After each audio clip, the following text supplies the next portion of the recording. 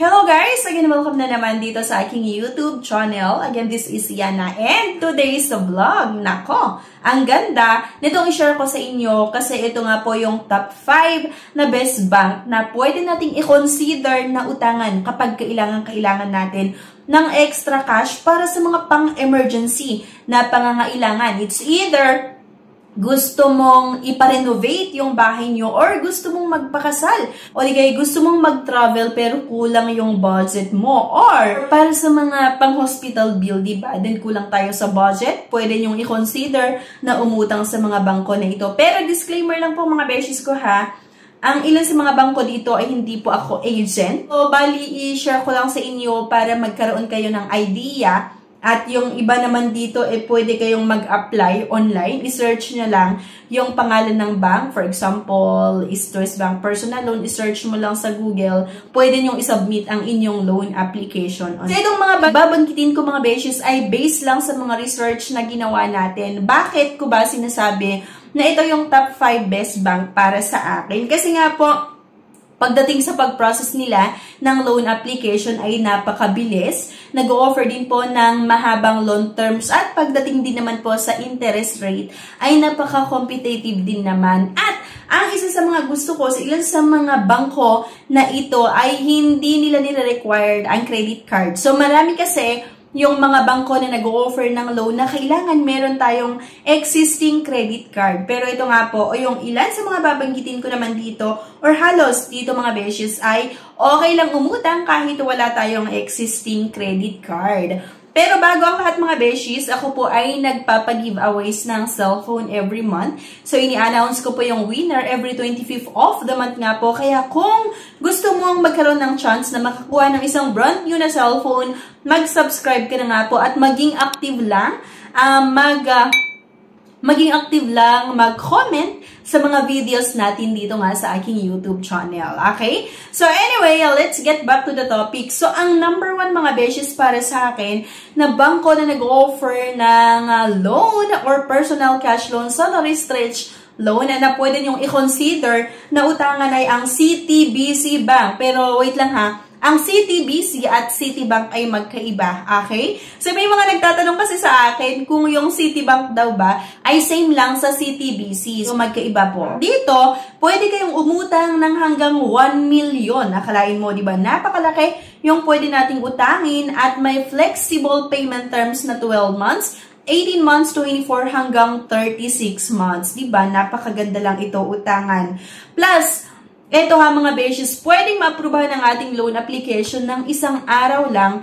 Halimbawa na isubmit mo lahat yung mga requirements at wala naman talagang problema, wala kang negative credit history at nakikipag-cooperate ka during the CI, mabilis din matawagan yung employer mo, ay pwedeng ma-aprobahan ng ating loan application or magkaroon ng status ang inyong loan application sa loob lamang ng isang araw. Pero may mga nagtatanong kasi, like umabot daw ng isang linggo or minsan more than 5 days yung application nila sa CTBC Bank pero hindi pa rin na-aprubahan. So, maaari kasi mga beshies na may mga additional requirements na hinihingi sa inyo tapos hindi nyo pa nasa-submit or maaari na tinatawagan kayo ng processor or ng CTBC Bank, ng representative ni CTBC Bank, pero hindi kayo sumasagot or maaaring mahirap makontak yung HR nyo for employment verification. Maaaring nag-email si CTBC Bank pero hindi pa nakakapag-reply yung HR. So, yun po yung ilan sa mga possible reason kung bakit na-delay or mas tumatagal yung pag-process nga nito ng ating loan application. Halos lahat po ng mga bangko. Kasi usually mga beshies, ang mga bangko, tinatawagan lang po yung client or yung borrower 3 times a day, okay? Pero kapag doon sa 3 beses na denial yung number nyo, pero hindi kayo sumasagot, sineset aside nga po nila yung documents nyo or yung application nyo, then syempre proceed na sila sa pangalawa or sa susunod na application. Kaya make sure kung mag-apply nga po tayo, hindi lang naman sa CTBC, kahit sa bangko, lagi po nating ilagay or i-note yung best time to call. Pwede kayong umutang sa CTBC hanggang 1 million. Meron pong processing time na usually 1 to 5 banking days. Nakadepende po doon sa pagkikipag-cooperate nga natin during the CI. At kung okay lahat, wala tayong negative history, So, possible po talaga na mabilis maaprubahan ang ating loan application or mabilis mai-process yung loan application nyo. Meron po itong competitive interest rate na nagre-range ng 1.39 hanggang 1.89. And ideal ito, syempre, sabi ko nga kanina, for financial emergencies, funding hobbies. At dito nga po sa CTBC, merong eligibility criteria na kailangan yung tandaan. Ang pwede pong makautang dito ay nag-edad ng 23 hanggang 65 years old upon loan maturity. Yung sahod po ay 15,000 kapag kayo po ay nagtatrabaho sa mga bangko din or for bankers, and 20,000 for non-bankers naman. Pero itong 20,000 mga beses ko ha, hindi ibig sabihin na pasok ka sa eligibility criteria na 20,000, talagang ma-approve ng inyong loan application. Nakadepende pa rin po yan sa mga requirements na isubmit natin. At syempre, yung kapasidad natin na bayaran yung possible na monthly amortization natin. Kasi maraming kinoconsider kahit 20,000 yung sahod mo pero nagre-rent ka or marami ka naman din pinagkakagastusan sa possible na ma-decline pa rin ng ating loan application. Kaya sabi ko nga po, ang pinaka-safe para guutang kayo sa mga bangko pag sinabing 15,000 or 20,000 yung eligibility criteria, parang mas maganda na 25,000 yung sahod natin para malaki yung chance na magkaroon or ma-approve ng ating loan application. Must have at least 6 months work tenure with current including work on irregular permanent status. At syempre dapat merong office, landline, and mobile number. At kailangan po Filipino citizen. Ang requirements po, syempre yung application form. Pwede nyong makuha ito sa agent kung meron kayong kakilala or pwede kayong mag-request mismo sa bangko or sa branch ni bank kung merong malapit sa inyo. Pwede kayong mag-inquire. Okay, photocopy of ID issued by the employer with photo and signature, at syempre yung ITR. Optional din naman ito. So, dito kasi sa CTBC, ito talaga yung pinaka-importante lang. Yung application form, 1 valid government ID, yung company ID, 1 month latest payslip, yung COE at proof of billing. Doon po sa proof of billing mga beshes, okay lang na hindi nakapangalan sa inyo, basta yung address nga po na nakalagay sa proof of billing ay doon po talaga kayo nakatira. Number 2 mga beshies na nire-recommend ko sa inyo na pwede nyong utangan ay ang Security Bank. Sa Security Bank hanggang 2 million naman yung pwede nating mautang. Kung sa CTBC 1 million, dito nga sa Security Bank hanggang 2 million. Akalain mo yon. At merong 12 months hanggang 36 months din na long terms. At mabilis din naman po yung approval nito. As long nga na kompleto yung nasubmit natin na requirements, wala tayong mga negative history kasi doon talaga tumatagal yung process kung mayroon silang nakita na negative records nga natin or negative credit history sa CMAP. Para sa mga employee, dapat syempre regular po tayo sa ating present na trabaho.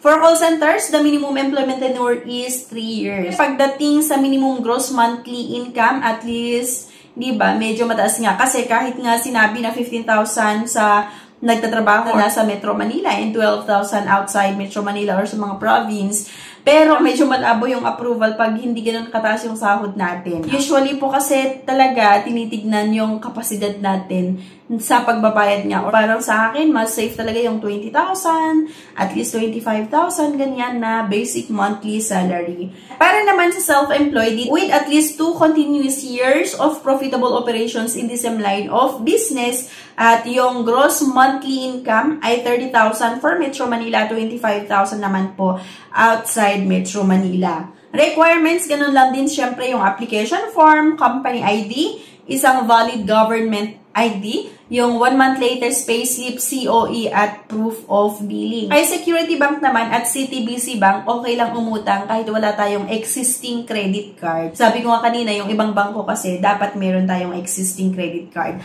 Number 3 mga beshies na pwede nyo i-consider na utangan ay yung East West Bank. Okay? Advantage of applying with East West Bank personal loan, nag-offer nga din po ito ng mahabang loan terms, 12 months, 18 months, 24 hanggang 36 months. Malaki din po yung pwede nating mautang hanggang 2 million. Same lang siya sa Security Bank. At syempre, wala po itong collateral at walang co-maker. Same lang naman din sa Security Bank at CTBC Bank na walang collateral at walang co-maker. Kaya nga po, kailangan natin talaga makapag-submit ng requirements kasi yon lang talaga yung basehan ng mga bangko na ito doon sa pag-approve nila or pag-process nga nila ng ating loan application. It's either i-approve nila or i-decline. So, make sure yung mga requirements natin ay malinaw. Yun din yung isa sa mga tips ko sa mga nagpapa-assist sa akin before or nagsasend ng requirements sa akin before na laging tandaan na dapat yung requirements ay napakalinaw po, nakikita yung mukha sa mga IDs, nababasa yung mga details sa ID nyo at sa payslip. Eligibility criteria must be Filipino. Ayan, must be permanent or regular din sa present employer. Yung edad ay at least 21 years old and not more than 65 years old upon loan maturity. Kailangan yung tandaan yan. Pwede naman daw po manghiram sa East West Bank yung mga government employees, pero must have existing credit card from any bank. At kapag employed naman, existing credit card is not required. Sa mga employed sa mga private companies, okay lang na wala tayong existing credit card. Pagdating sa monthly income, kapag employed, yung gross monthly salary ay at least 25,000 within Metro Manila at 20,000 for provincial areas. Sa mga self-employed, dapat po ang gross monthly income po natin ay at least 50,000 peso. Same lang din naman yung requirements. Yung application form, syempre photocopy ng ating company ID, one valid government ID, yung BIR form 2316, mas maganda na meron tayong ma-submit, 1 month latest payslip, yung COE or Certificate of Employment, dapat yung latest din po at yung proof of billing na okay lang din naman na hindi nakapangalan sa inyo, basta nga doon po kayo nakatira sa kung ano yung nakalagay sa address, doon sa proof of billing nyo nga. Number 4 mga beshies ay yung Welcome Bank.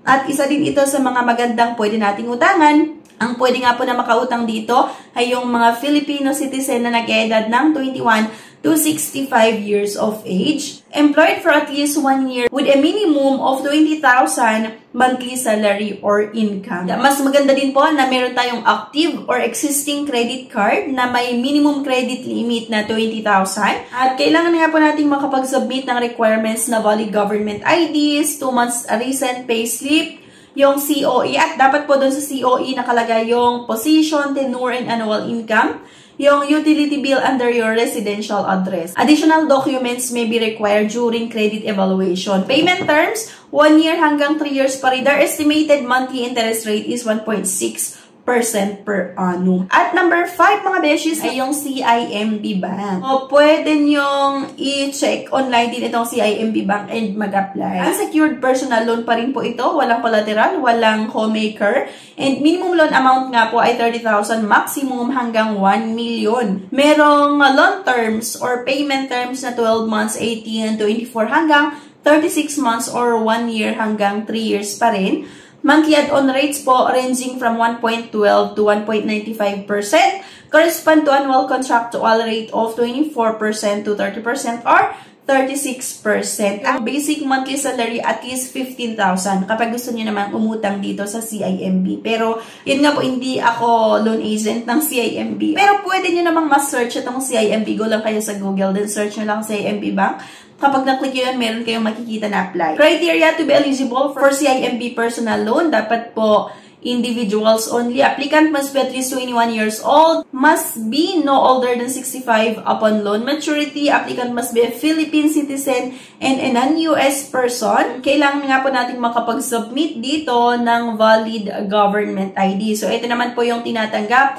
Pwede yung driver's license, passport, yung PRC ID, SSS, UMID ID, yung postal, at voters COMELEC ID card. So, yun lang mga beshies, napakabilis umutang sa mga bangko na ito. Basta lang naman talaga kompleto yung mga requirements natin. At pumasa po tayo sa eligibility criteria and qualifications. At kung interested kayo, actually pwede nyong i-search itong bank na ito or yung mga bank na ito sa Google. Kunyari, East West Bank Personal Loan or Security Bank Personal Loan or CTBC Bank Personal Loan. Kapag na-click nyo naman kasi yung mga yon, meron kayong makikita na apply or submit your loan application or apply now, diba? Then pwede nyong itry na umutang sa mga pautangan na ito, okay? Or sa mga bangko na ito.